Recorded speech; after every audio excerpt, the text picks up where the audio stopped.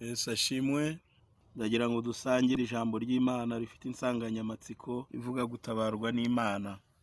Gutabarwa n'Imana, hari icyo natwe Imana idusaba kugaragaza nk'uruhare rw'abana b'abantu Imana yaremye, ikabarema mu shusho yayo, ikabaha ubwenge, kandi ubu bwenge ikabaha n'uburenganzira bwo guhitamo icyiza, ko guhitamo ikibagirira umumaro, guhitamo icyabateza imbere, guhitamo icyatuma babana neza n'Imana n'abantu, guhitamo ibihesha Imana icyubahiro. Tugiye rero gusoma ijambo ry'Imana dusanga mu gitabo cy'Ingoma ya kabiri, ibice 32, umurongo wa mbere tugeze ku wa 8. Turasoma mu izina rya Yesu. Hanyuma y'ibyo no hanyuma y'uwo murava yagize, Senakeribu umwami wa Ashuri araza atera i Buyuda, agerera yerekeye imidugudu igoswe n'inkike, yibwira ko azayihindurira. Hezekiya abonye ko Senakeribu aje agambiriye gutera Yerusalemu, ajya inama n'abatware be n'abakomeye bo mu bantu be yo kuziba amasoko ari inyuma y'umurwa, baramufasha. Abantu benshi baraterana baziba amasoko yose n'akagezi katembaga mu gihugu hagati, kuko bagiraga bati, niki cyatuma abami ba Ashuri baza bagasanga amazi menshi? Arikomeza asana inkike yose yari yasenyutse, ayireshyeshya n'aho iringanirira mu minara. Asana n'iyindi nkike y'inyuma, akomeza imiru umudugudu wa Dawidi, acurisha intwaro zo kurwanisha n'ingabo, agira byinshi cyane. Kandi ashyira abatware b'intambara mu bantu, abateraniriza aho ari mu muharuro wo ku irembo ry'umurwa. Ababwira amagambo yo kubanezeza ati, nimukomere mushikame, ntimutinye, kandi ntimukurwe umutima n'umwami wa Ashuri cyangwa ingabo ze zose ziri kumwe nawe, kuko iyo turi kumwe ikomeye iruta abari kumwe nawe. Mu ruhande rwe ari kumwe n'amaboko y'umubiri, ariko mu ruhande rwacu turi kumwe n'Uwiteka Imana yacu, niyo idutabara kandi ije kuturwanirira intambara zacu. Nuko abantu bishingikiriza ku magambo ya Hezekiya umwami w'Abayuda. Amen. Bene data, inshuti z'Imana, ndagira ngo mbabwire yuko kuva kera kose uko ibihe byagiye bisimburana, intambara zahozeho. Hagiye haba intambara ndetse hakabibiza n'ibyorezo, ariko uko abantu babisohokagamo n'uburyo bitwaraga n'uburyo bafataga ingamba. Aha tubonye inkuru y'umwami wa Ashuri wari ufite ingabo nyinshi cyane n'ibikoresho, ndetse yari yagambiriye gutera umwami w'i Buyuda ari we Hezekiya.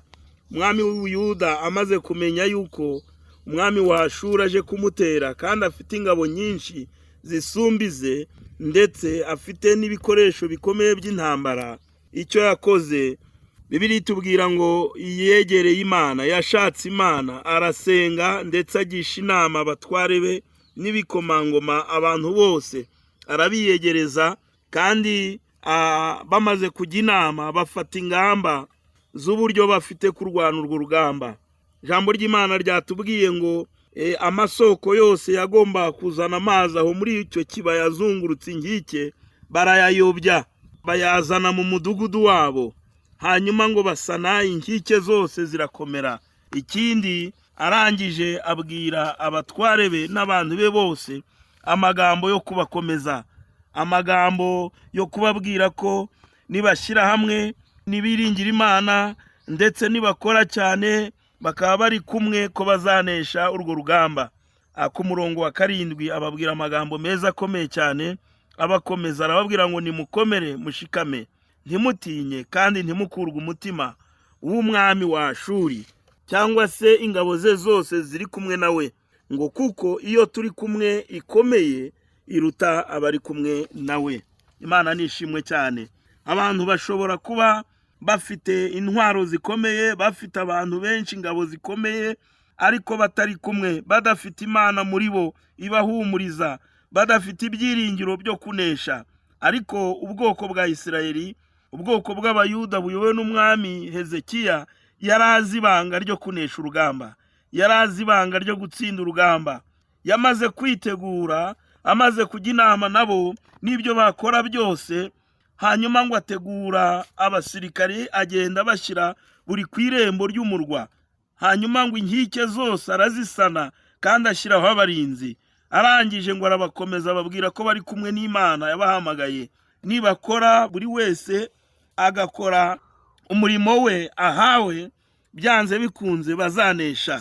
Ababwira andi magambo ku murongo wa 8, aravuga ngo mu ruhande rwe umwami w'abayuda niwe wabwiraga Abisirayeli, abayuda bose, arababwira ngo mu ruhande rw'umwami wa Ashuri ngo ari kumwe n'amaboko y'umubiri, yari afite ingabo nyinshi. Ngo ariko mu ruhande rwacu, mu ruhande rw'ubwoko bw'abayuda, mu ruhande rw'abizeye Imana, mu ruhande rw'abishingikirije Uwiteka Imana, ngo mu ruhande rwacu turi kumwe n'Uwiteka Imana yacu, nidutabara kandi iturwanirira intambara zacu. Nuko abantu bishingikiriza ku magambo ya Hezekiya umwami w'abayuda barakomera. Imana ishimwe cyane. Ni kenshi abantu bakoresha imbaraga nyinshi z'umurengera, ariko kubera ko nta byiringiro bibarimo, kubera ko badashyize hamwe, inyoni yaguruka bakikanga, bagashobora kuba bashobora no kuba bakwicana.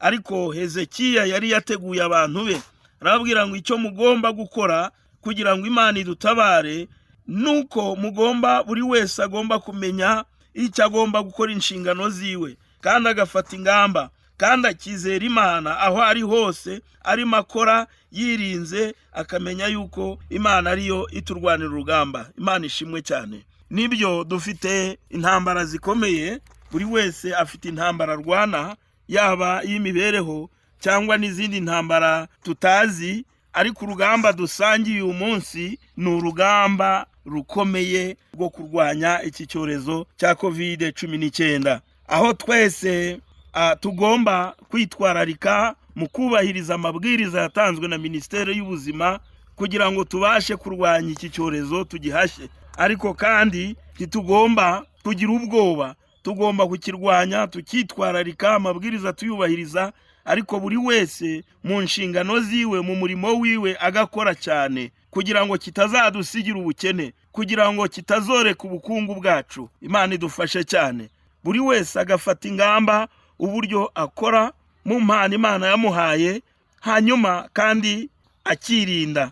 Gutabarwa n'Imana hari ibyo bidusaba, biradusaba kwirinda, biradusaba gukora cyane, biradusaba kandi kwizera ndetse no kwiringira Imana mu rugamba turwana. Imana ishimwe cyane. Reka dusome irindi jambo adusanga mu Ngoma ya 2 ibice 20, duhere ku murongo wa 20 tugeze 24. Naho tuhasome mu izina rya Yesu. Bukeye bwaho bazinduka kare mu gitondo, barasohoka bajya mu butayu bw'Itekowa. Bagisohoka, Yehoshafati arahagarara aravuga ati, nimunyumve yemwe Bayuda, namwe abatuye i Yerusalemu. Uyu nawe ni umwami Yehoshafati, yarimo abona abanzi be bamuteye ari benshi cyane, Abamowabu n'abatuye ku musozi Seyiri n'Abahevi n'abandi bose bari bahagurukiye gutera Ubuyuda. Nuko ngo nawe yihatira cyane gushaka Imana, ndetse ngo ahamagara abatuye igihugu cye bose, ngo arababwira ngo yemwe nimunyumve, namwe abatuye i Yerusalemu, mwizere Uwiteka Imana yanyu. Ni ngombwa yuko mu kurwana urugamba twizera ko Imana ikontorora ibiri ku isi ndetse no mu ijuru hose, kandi niyo ishyiraho iherezo ry'urugamba. Nuko arababwira ngo kandi nimumara kwizera Imana murakomera. Arongera arababwira ngo mwizere n'abahanuzi bayo mubone kugubwa neza. Bene data, ni ngombwa ko twubahiriza ndetse tukubaha n'abayobozi, kandi tukubaha n'abakozi b'Imana, abashumba, abatuyobora, kuko Imana yabashyizeho ikorera muri bo kugira ngo babashe kuyobora ubwoko bwayo.